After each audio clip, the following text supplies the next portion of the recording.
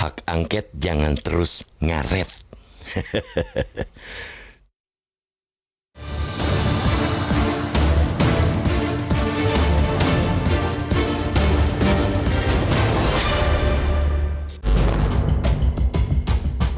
Denyut perjuangan untuk menghadirkan pemilu yang bermartabat semakin kuat. Di mana-mana bermunculan pergerakan, aksi terhormat rakyat yang menuntut agar hak angket segera digulirkan. Di Jakarta, Medan, dan Yogyakarta, aksi dukungan terus menggema. Mereka rela untuk sementara meninggalkan aktivitas keseharian karena sadar ada hak yang harus diperjuangkan, yaitu hak untuk mendapatkan pemimpin masa depan yang lahir dari proses pemilihan secara langsung, umum, bebas, rahasia, jujur, dan adil. Hak itu terancam hilang karena pemilu diduga syarat rekayasa. Indikasinya sangat jelas, mulai dari sejak penentuan pasangan calon yang menekuk hukum dan melanggar etika, kampanye yang dibumbui cawe-cawe pejabat negara, bantuan sosial yang syarat dengan muatan kepentingan elektoral, juga surat suara sudah tercoblos dan tertukar, aplikasi Sirekap yang terus-menerus bermasalah, hingga melonjaknya perolehan suara salah satu partai dengan begitu fantastis.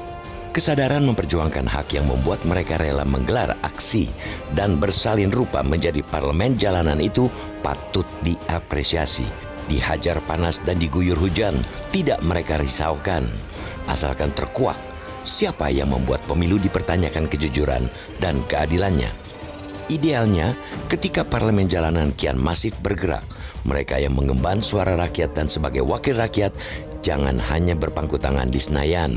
Anggota dewan yang terhormat harus bisa mendengar dan menyerap aspirasi rakyat, karena memang itulah hakikat wakil rakyat sesungguhnya. Segera gulirkan hak angket dugaan kecurangan pemilu di DPR. Itulah wujud penghormatan terhadap rakyat yang sedang memperjuangkan hak demokrasi lewat parlemen jalanan. Dengan hak angket, orang-orang yang diduga tersangkut kecurangan pemilu bisa dipanggil untuk dimintai keterangan.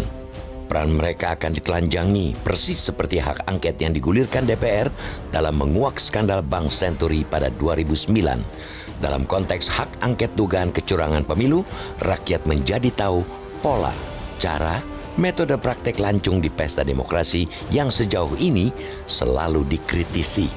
Setelah pola, cara, metode kecurangan itu terungkap, para pemangku kepentingan bisa menutup celah di pemilu, termasuk celah yang diduga dimanfaatkan rezim untuk cawe-cawe mendukung kemenangan pasangan calon tertentu.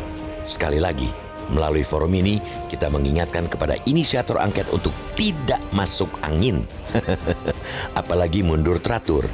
Ketika Anda semua masih ragu-ragu, lihatlah betapa desakan publik terus bertalu-talu. Jangan biarkan hak angket menjadi layu, gara-gara nurani wakil rakyat sudah membeku. Jangan pula menjadi wakil rakyat yang mengkhianati nalar sehat.